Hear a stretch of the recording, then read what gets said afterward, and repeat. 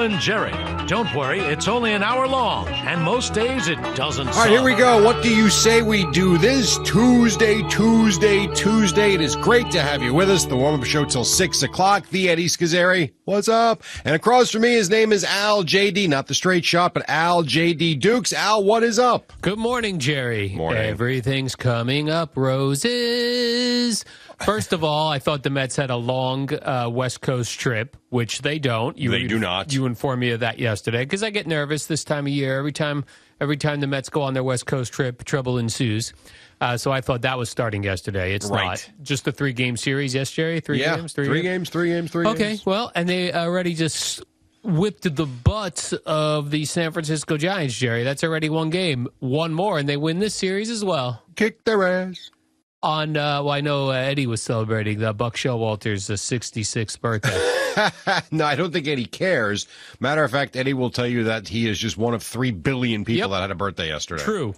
I thought he was older than 66, to be honest with you. Really? I thought he was 69. See, I was going to say Buck was probably around 65. Yeah.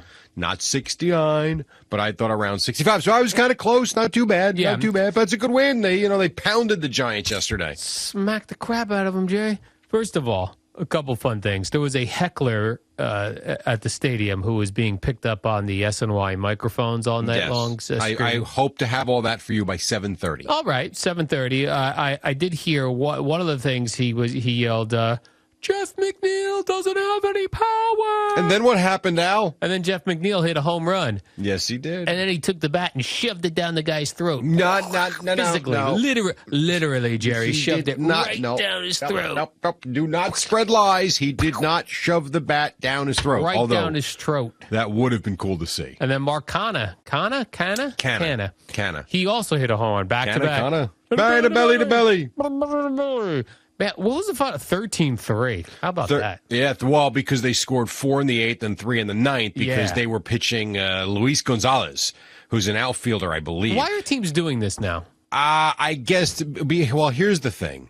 Back in the day, a starting pitcher would throw, 6, 7, 8 innings.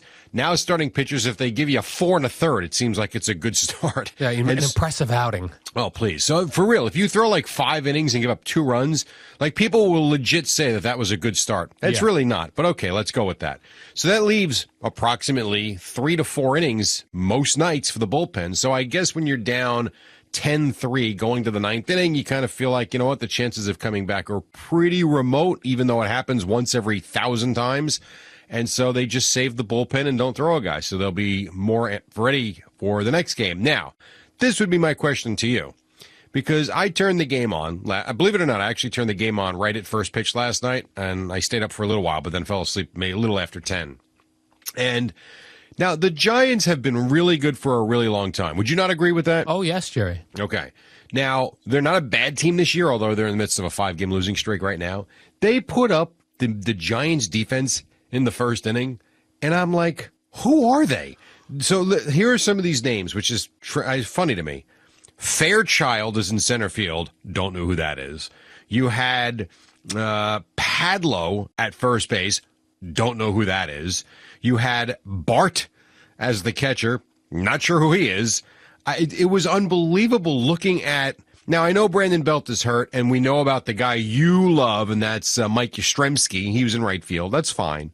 And Wilmer Flores is playing. But I don't know. It's like, who are the Giants all of a sudden? Who are these people? And I know, I think Evan Longoria started at third, so it wasn't like you didn't recognize any names. But there were some. What is that? I don't know. I was kind of taken aback by what I saw last night. That was great, too. The Giants hit a home run. I think it was early. It was in the first inning. Second inning, I think. Inning. Yeah. They have a home run. They go up 2-0, and where the ball lands, there's this San Francisco Giants fan out there who does like, he was so, yeah, that's right. You're talking about the Brandon Crawford home run. Yeah, the Brandon Crawford home run. The fan was so excited. It was like, this is our night. I picked this game to go to. We're up 2-0 on a 2-run bomb. Only the second inning, and then just to see the final score 13-3. Well, the funny thing is too, and I'm sure I know you saw the highlights. You know, the Mets have bases loaded? Yeah, bases loaded and 2 out in that third inning. And Flores hits a pop fly that honestly should be caught down the left field line. And Ruff, I think is his name, he completely misses the ball. It bounces into the net, and instead of it being the final out, 2 runs come in, and then Alonso hits the home run. So that guy could have been up 2-0 going to like the 4th inning. Who knew? Yeah, it was great too because they have the screens down there. He did like a Derek Jeter fall into the stands, but he got all hung up in the webbing of the net. I know. It's actually pretty funny. It's great. It's pretty good. Pretty good. So it's a good win for the Mets. And now for them to continue to do what they've been doing, all they have to do is go win one more. Sounds pretty easy to me. It does sound pretty easy to me. You got two more games, just win one of them. Just win one. You get a split. You never know. You say doubleheaders are all splits. You got 2 games. Not a doubleheader, but it's a day game after a night game. Kind of a doubleheader. And David Peterson was impressive, Jerry. Pitched 6 innings, I believe, 6 full. He was good, yeah. I mean, after he gave up the home run, but other than that, pretty good. Pretty good. Struck out some guys. He retired his final 11 batters. Yeah. So I would say pretty impressive. And I saw that bloop out there that should have been, or probably should have been caught, that the dude then fell into the netting for the Giants. That was Lindor's 500th RBI. 500th RBI. Yep. That's impressive. I always thought this. If you were ever good enough, so like you want to be one of the greats of all time, but if you were someone that made it to the NBA and you had a career scoring average of 10 points per game, that's not exactly one of the greats, but like you could say you played in the NBA and you averaged 10 points per game. Every game. I would say if you were if you ever got to, as they call it, the show, and you were a big leaguer, and you didn't have a great career, but you could say you got to either 100 or 500 RBIs, that's pretty good. Yes. Pretty good. Just to say it, 25. If you were able just to get there and you had 25 home runs and 100 RBIs in your career, you'd be like, I had 25 major league home runs. Right. What did you do? I would sign up for that. Me too. I'd edit them all together where it looked cool. Make it look like one, well, probably would be one season, but yes, that would be kind of cool. I'd put it on YouTube with my name on it. Give me a shortstop from the 80s. All right. You can't say Gary Templeton, or Ozzie Smith. You used them yesterday. Okay, fair enough. That over a 5-year period had 25, not 1 year like now, 25 homers, 100 RBIs. Robin Yount. Yeah, I'll check that during the break. Remember back in the day, if a shortstop hit 10 home runs, you thought you had a power hitting shortstop? Yes. Or the second baseman? That's what made that Ozzie Smith home run that, not Joe Buck. What's his father's name? Jack Buck. Jack Buck, where Ozzie Smith hits that home run in a playoff game, but it was like, it's all because shortstops used to choke up on the ball, on the bat. Like they were just hitting, poking singles. Pretty much. They were just contact hitters. And then for Ozzie Smith to hit a home run in a big spot, I was like, holy crap. Think about how different it is now, because this is right up your alley. So when we were growing up, your leadoff hitter would either walk or just slap the ball to get on so he could steal second. Your second hitter would come up just to bunt the guy to third. And then you had your Don Mattingly's and your Keith Hernandez's and your Will Clark's batting third to drive him in. And then if he was lucky enough to get on, you had your power bat batting fourth and fifth. Now your power bat is Aaron Judge batting second. Yeah, it's so weird to see the big hitters batting early in the lineup. It's different, isn't it? Yeah, first or second. Yeah, it's very strange. It is strange, but I also get it because you're maximizing their at-bats, blah, blah, blah, blah, blah, and the only time that they'll only have one guy on is the first time around, but, it is weird because it felt like when we were growing up, it was done systematically, and you kind of knew what the pattern was. Now, you might have the pitcher batting, well, there's the DH now, but you get my point. Yeah, you had like second baseman and shortstops were not going to hit home runs. Right. Your third baseman, yes. First baseman, yes. Catcher, yes. And the outfielders. I remember back in the day listening to Gary Cohen on radio with Bob Murphy talking about how if you didn't get the power numbers out of your first baseman and your third baseman, you had to move them. I'm like, why? But that's how it was. And your right fielder had to be a power bat.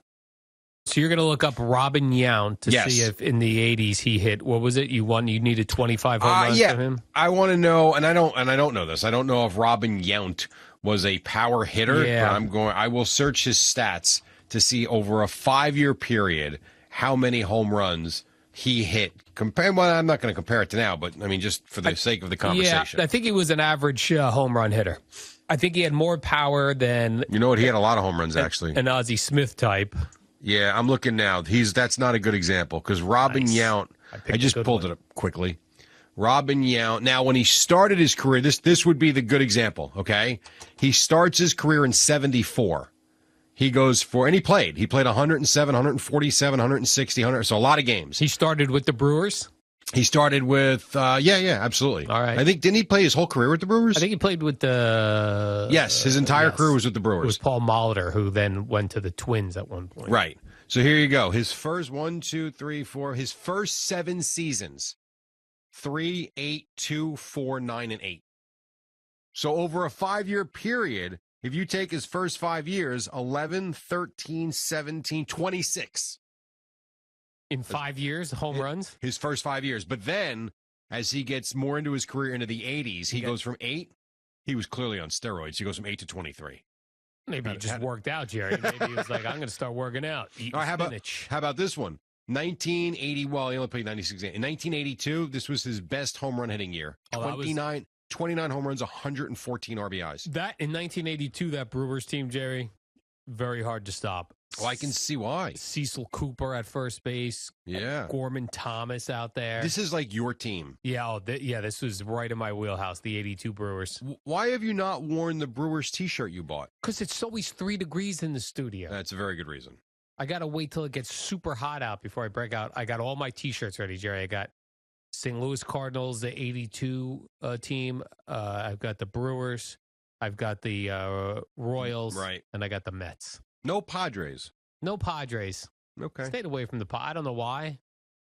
I would have felt like you know what it was? The T-shirts were 4 for $100. So you picked your 4. Yeah, I picked my 4. If I really love them so much and I get compliments, I might go. Maybe I'll get another 4. You don't? We don't know, Jerry. I would go Dodgers, Giants, Angels, A's. Yes, interesting. Interesting. You get the pattern? Yeah. Get me the hell away from here. But now, after the Mets had these brouhahas with the Cardinals, I'm not sure that I want to wear my Cardinal shirt. What about hold on. What about the rivalry with them in the 80s? And how about Adam Wainwright and Carlos Beltran? Yeah. How about those reasons? Yeah, that's the fair arguments, Jerry. I would say it's a very fair argument. What's next? You're going to get a Philly shirt? I'm not getting a Philly shirt. I hope not. They suck. Oh, well, yeah, I understand, but whatever. I could see you coming in with like an assortment of T-shirts one week. Phillies on Monday, Nationals on Tuesday, Expos on Wednesday. See, Expos would be fine. They don't exist anymore. They don't, but that was a rivalry too at the Mets back in the day. They were in the same damn division before they got Gary Carter from them. Now I'm just thinking of all the slap hitters that the dudes who would choke up. Rod Carew, Pete Rose was a choke up guy. Yeah, and a million hits. Do you forget the length of the game for a second? Did you like, and forget that it was 80s and you were a kid, did you like the game then more than now, or do you like the home run ball now? I like the home run ball now. So this is more exciting to you than the way we saw it growing up?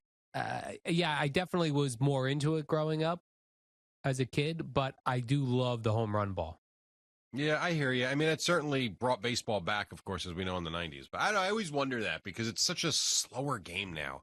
Now, the Mets have been... Interestingly enough, while they do hit home runs, not as many as you'd like, they really have become the small ball and spots team, which is kind of fun to watch. It's different. They're small ballers. They're small. Look at J.D. Davis last night. He had 4 hits, drove in a run or 2. Pretty good. There was a guy that guy was heckling J.D. Davis all night too. How'd that work out? Well, I think that is tremendous. And like I said, I'll get you the clip. I'm going to try and get it for 7:30. The McNeil one is awesome because there's the one part where they really isolate and you can hear the guy loud and clear. And then he hits the home run. Jeff McNeil doesn't have any power. Boom. What a beautiful ballpark, too.